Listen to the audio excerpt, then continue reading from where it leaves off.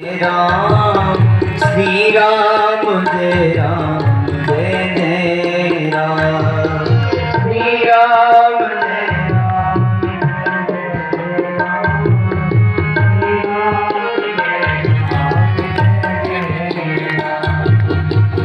इसकी भजन की बहुत सुंदर पंक्तियां।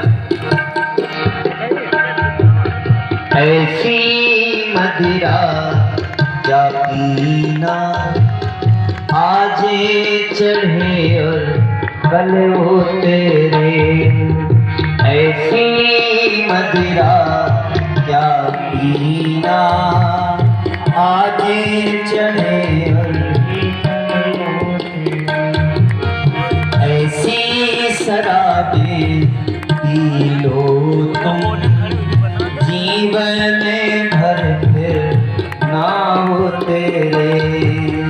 ऐसी शराबें पी लो तुम क्या पी लो आकर पी लो भक्ति का जाम। आकर पी लो भक्ति का जाम। श्री राम जय राम जय जय राम श्री राम जय राम जय राम श्री राम जय राम जय जय राम श्री राम जय राम जय जय राम श्री राम जय राम जय जय राम श्री राम जय राम जय जय राम श्री राम जय राम जय जय राम जय जय राम। ऐसी शराब पियो ऐसी मदिरा पियो ताकि जीवन में कभी ना उतरे। और वो केवल यही है क्या बोले कथा का रस पान करो। श्री महाराज जी कहते हैं द्यूतम पानम स्त्रिया सूना। जहां जुआ होता है वहां कलयुग निवास करता है। उन्होंने स्थान दिया परीक्षित जी ने कलयुग को। जहां मदिरा पान होती है वहां कलयुग को स्थान दिया। जहां हिंसा होती है वहां कलयुग को। हिंसा लड़ाई झगड़ा व्यर्थ में जहां हिंसा होती है वहां कलयुग का स्थान है। और जहां परस्त्री गमन होता है वहां कलयुग का स्थान है। चार स्थान दिए। कलयुग ने कहा महाराज हम गंदे आदमी हैं, इसका मतलब तुमने सब गंदे ही गंदे स्थान दे दिए।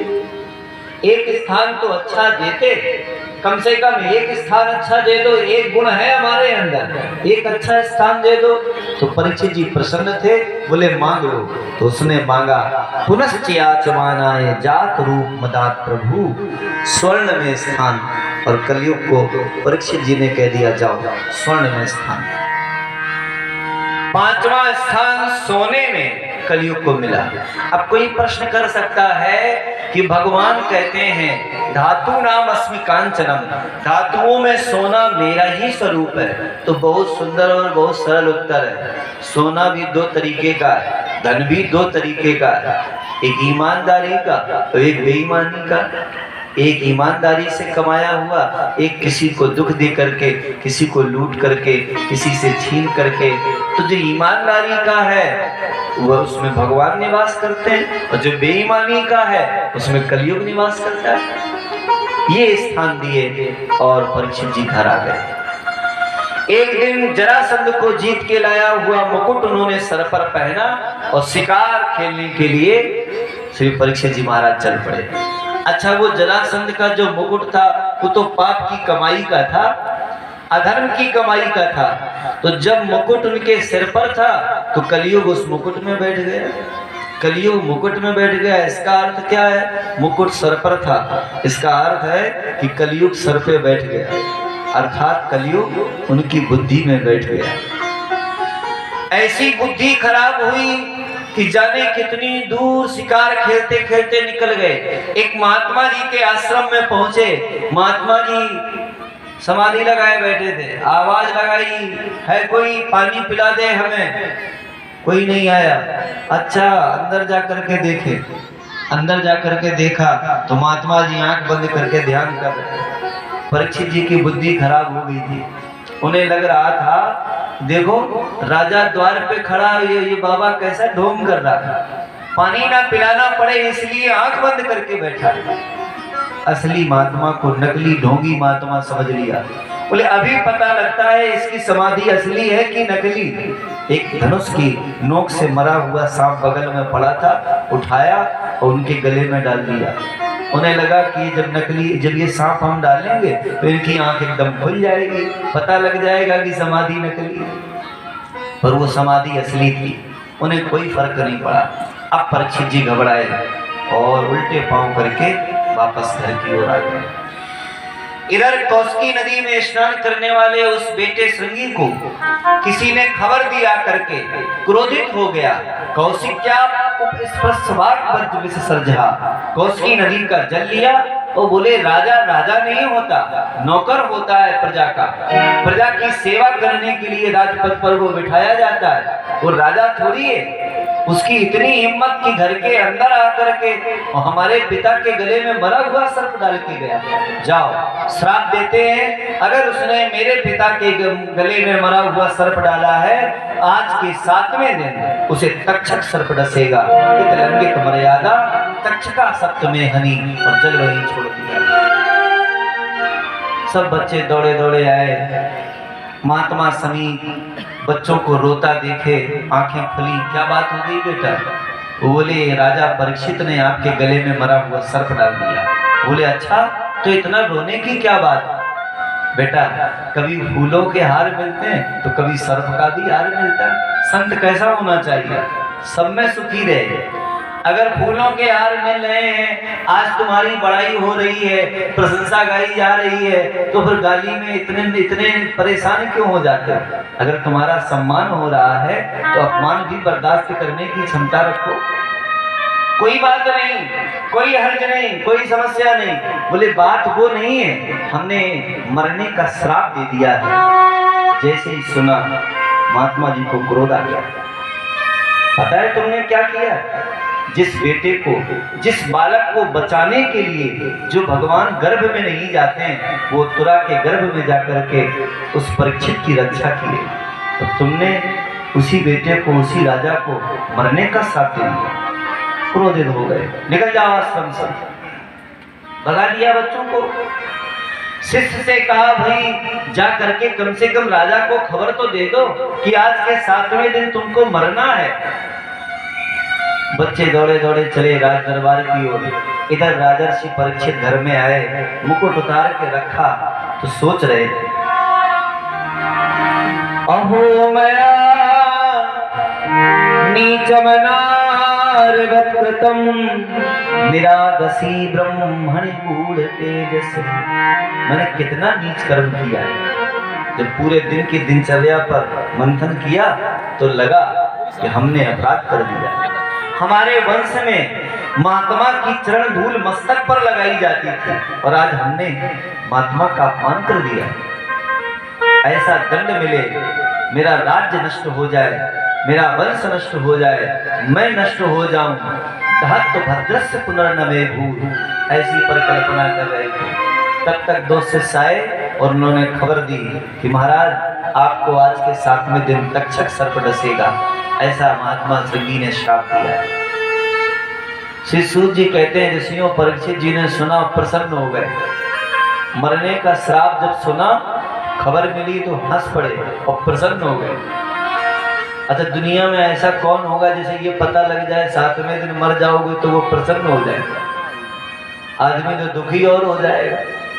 उसे लगेगा बताओ जब जिसको मरना भी होता लोग उसे भी ये खबर नहीं देते कि तुम मर जाओ, कहीं वो और परेशान ना हो जाए। पता लग जाए तो कहो 7 दिन भी ना चले। और परीक्षित जी बड़े प्रसन्न कह रहे थे मरना सबको है, दुनिया में ऐसा कोई नहीं है जिसे मरना ना हो। अच्छा 7 दिन में ही मरना है, यही 7 दिन ही तो हैं, रवि सोम मंगल बुध बृहस्पति शुक्र शनि, इन्हीं 7 दिन में सभी को मरना है। पर एक बात है, क्या बोले तुम प्रसन्न क्यों? बोले हम इसलिए प्रसन्न है, मरना तो सबको है, मरने से क्या डरना। पर एक बात ये विशेष है, किसी को कब मरना है ये किसी को पता नहीं। और मैं एक ऐसा सौभाग्यशाली राजा हूँ जिसे ये पता है कि आज के 7वें दिन ही मरेगा, क्योंकि एक महात्मा का श्राप झूठा नहीं हो सकता। 7 दिन तक मुझे कोई नहीं मार सकता, 7वें दिन ही मरेंगे। मरने से क्या डरना, मरने से नहीं डरना चाहिए। और ये भागवत कथा मृत्यु का भय ही समाप्त करती है। परीक्षित जी को मरने का ही तो डर था, उसी को समाप्त किए इस भागवत कथा। मृत्यु का भय, संसार भय नाशनम, और संसार का भय है मृत्यु। मरने से एक महात्मा जी बहुत अच्छी बात कहते। बोले एक बात बताओ, बोले जैसे कोई बहुत तेज दौड़ता है, उससे कह दो कि धीरे धीरे चलो। ज्यादा तेज दौड़ने में आराम है कि धीरे धीरे चल रहे हैं? बोलो तो आप लोग भी हमारे साथ में थोड़ी कथा बोलो। अकेले बैठे हो तो हमारे साथ में बताओ भाई, मरने और बहुत तेज दौड़ने में ज्यादा आराम है कि धीरे धीरे चलने? धीरे धीरे चलने में ज्यादा आराम मिले। अच्छा कोई कहे धीरे धीरे चलने से अच्छा ये है कि थोड़ी देर बैठ के आराम कर लो, खड़े होके रुक जाओ। तो धीरे धीरे चलने में ज्यादा आराम है कि खड़े हो जाने में ज्यादा आराम मिले? रुक जाने में और ज्यादा आराम मिलेगा। अच्छा कोई कहे रुके हो, खड़े हो, थोड़ी देर बैठ जाओ, बैठ के आराम कर लो। तो खड़े रहने में ज्यादा आराम है कि बैठ जाने में उससे ज्यादा आराम मिलेगा। कोई कहते बड़ी देर से बैठे हो, थोड़ी देर टांगे सीधी कर लो, लेट जाओ। तो बोलो खड़े होने में ज्यादा आराम है, उससे ज्यादा बैठने में आराम, और बैठने में ज्यादा आराम कि लेट जाने। और कोई कहते लेटे हो तो आराम से सो ही लो, थोड़ी देर सो जाओ। तो लेट जाने से सो जाने में और ज्यादा आराम। अरे यहाँ तक तो ठीक है। तेज दौड़ने से धीरे चलने में, धीरे चलने से रुक जाने से खड़े हो जाने में, बैठ जाने में उससे ज्यादा, और बैठ जाने से लेट जाने में और ज्यादा आराम, लेट जाने से सो जाने में और ज्यादा आराम। और हम पूछे सो जाने में ज्यादा आराम कि मर जाने में? हैं? मर जाने में और ज्यादा आराम। अरे आप विचार करके देखो, लोग थोड़ी देर के लिए सो जाते हैं और सोने के बाद जब उठते हैं तो क्या कहते हैं? अब रिलैक्स है, अब आराम। थका हुआ आदमी हो तो उसे क्या लगता है? थोड़ी देर सो लो, नींद पूरी हो जाए तो लगता है अब आराम। अच्छा आप विचार करके सोचो, जब हम लोग 1-2 घंटे के लिए, 4 घंटे के लिए सोते तो इतना आराम मिलता है, और जो लोग जिंदगी भर के लिए सो जाते हैं उन्हें कितना आराम मिलता हो? कभी विचार करके देखो। उन्हें तो फिर जिंदगी भर के लिए आराम ही आराम, सब झंझट ही खत्म। भाई जब तक जी रहे हैं तभी तक तो झंझट है। एक लोग कह रहे थे कि ये जो नींद है ना, नींद, ये नींद क्या है? बोले नींद तो टेम्परेरी मौत है, नींद चलताऊ मौत है। लोग कहते हैं सोया मरा बराबर। नींद टेम्परेरी मौत है, और मौत बोले परमानेंटली नींद है, हमेशा के लिए सो जाना ही तो मृत्यु है। मरने में कोई दिक्कत नहीं, कोई हैरानी नहीं। परीक्षित जी ने कहा मरने का ही तो श्राप लगा है। चलो किसी को पता नहीं है कब मरना है, पर मुझे पता है, कम से कम हम मुक्ति का उपाय तो खोज लें। और परीक्षित जी ने अपने बेटे को राजा बनाया, घर छोड़ के चलने लगे। बेटे ने पांव पकड़ लिए, पत्नी हीरावती ने पांव पकड़ लिए, महाराज आप हमें छोड़ के मत जाओ, रोने लगे। परीक्षित जी ने कहा दुनिया भी कितनी है, उल्टी है। देखो आज हम जाना चाहते हैं, घर से निकल के मुक्ति का उपाय खोजना चाहते हैं, तो लोग पांव पकड़ के जबरदस्ती रोक रहे हैं। और आज के 7वें दिन जब हम मर जाएंगे तो हम ना भी जाना चाहें तो लोग रस्सियों से बांध के घर से निकाल देंगे जबरदस्ती। लोग क्या कहते हैं, सामना होने पाए उसके पहले ही फूंका। कोई रिश्तेदार कह रहा नहीं आ रहे, बोले इतनी देर थोड़ी रुक पाएंगे, वे आएंगे तब तक मिट्टी खराब हो जाएगी, चलो फूंका। और अपने यहाँ का नियम भी कैसा, आप देखो जो लोग हम दाह संस्कार करता है, दाग देता है, उसके हाथ में अपने यहाँ क्या पकड़ाते हैं? हमारे इधर तो कुल्हाड़ी पकड़ाते हैं, इधर क्या पकड़ाते हैं? चाकू कुल्हाड़ी जो भी पकड़। एक ने पूछा ये काहे के लिए पकड़ाते हैं? जो बेटा है वो कुल्हाड़ी लेके अपने द्वार पे क्यों बैठता है? बोले इसका सीधा सा अर्थ है, वो कुल्हाड़ी लेके इसलिए बैठा है, खबरदार जिसको अभी हम फूंक के आए हैं उसने दोबारा घर में आने की कोशिश करी। ध्यान रखना, तुम्हारे लिए कुल्हाड़ी लिए बैठे। वो इसीलिए कुल्हाड़ी लेके बैठता है। और अगर वो आ जाए तो भगत को बुलवा के बंद करवा देते, बोतल में गड़वा देते। जिसने घर बनाया, जिसने बेटों के लिए सब कुछ किया, पाप पुण्य धर्म अधर्म कुछ नहीं देखा, उसी के लिए बेटा कुल्हाड़ी लेकर के बैठता है। परीक्षित जी कहते हैं तुम बताओ, कोई घर से बांध के निकाले ये ज्यादा अच्छा है कि हंसते हंसते खेलते खाते निकल जाओ चलते फिरते, ये ज्यादा अच्छा है? हम तो भैया जा रहे हैं, मुक्ति का प्यारे तू जतन कर ले, रोज थोड़ा थोड़ा हरि का भजन कर ले। और छोड़ करके गंगा द्वार समीपे तू, गंगा जी के द्वार पर आकर के बैठ गए, स्नान ध्यान किया और चल पड़े। वो कहते हैं दुनिया एक दिन निकालेगी, उससे अच्छा ये है जब यहाँ तुम्हारा कोई साथी नहीं है, अभी मौका है, अभी निकल करके चलो। पूज्यपाद ब्रह्मलीन स्वामी श्री राजेश्वरानंद जी महाराज एक बहुत सुंदर पद गाते थे, उसको गाते हैं, इसके बाद कथा विश्राम करते, आरती और प्रसाद। बहुत सुंदर पद है। साथी है मित्र गंग के जल बिंदु पान तक, अर्धांगनी बढ़ेगी तो केवल मकान तक। परिवार के सब लोग चलेंगे स्मशान तक, बेटा भी हक निभाएगा तो अग्निदान तक। वो कहते हैं दुनिया में जितने लोग साथी हैं कब तक साथ में रहते हैं, जैसे उधर से पानी आनी पिया पेड़ा एड़ा खाए सब अपने अपने घर में, कहीं किसी को कुछ दुख नहीं। और वहां भी कोई दुखी थोड़ी है, ना कोई परेशान है, सब अपनी अपनी बातें करते हैं। इससे आगे क्या है? इससे तो आगे भजन ही है साथी, हरि के भजन बिना अकेला रहेगा। इससे तो आगे भजन ही है साथी, इससे तो आगे अकेला रहेगा। रे मनी 2 दिन का मेला रहेगा, कायम न जग का झमेला रहेगा। रे मनी 2 दिन का मेला रहेगा, झमेला रहेगा। इससे तो आगे भजन ही है साथी, हरि के भजन में अकेला रहेगा। इससे तो आगे भजन ही है साथी, इसके अकेला रहेगा। आगे कोई साथी नहीं है, ये जितने साथी हैं सब ऐसे ही हैं। निकल पड़े परीक्षित जी, सब छोड़ करके गंगा जी के द्वार पर। जितने महात्मा थे सबके सब लोग आ गए। परीक्षित जी को श्राप लगा है ये सुन करके दर्शन करने के लिए। ऐसा कौन सा राजा होगा जिसको मरने का श्राप लगा हो और अभी समय है फिर भी सब कुछ छोड़ करके बाबा बन जाए। देखें तो एक क्षण में ऐसा छोड़ने वाला त्यागी महात्मा हमने अभी तक नहीं देखा। अत्रि वशिष्ठ चवन शरद्वान अरिष्ट नेमी भृगुरंगिराज, बड़े बड़े महात्मा अत्रि जैसे, अरिष्ट नेमी जैसे, भृगु जैसे, अंगिरा जैसे सब परीक्षित जी का दर्शन करने के लिए आए। उसी समय उत्तर के दिशा से श्री सुखदेव भगवान का पदार्पण हो गया।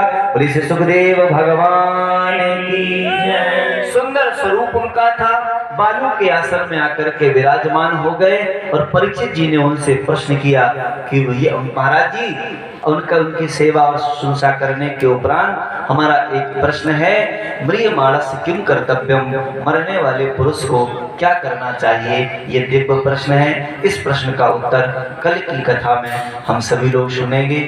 परीक्षित जी से सुखदेव जी कहते हैं ये केवल तुम्हारा प्रश्न नहीं है, पूरी दुनिया का प्रश्न है। जब हम तुमको कल देंगे तो आओ अब हम लोग भजन करते हैं, इसके बाद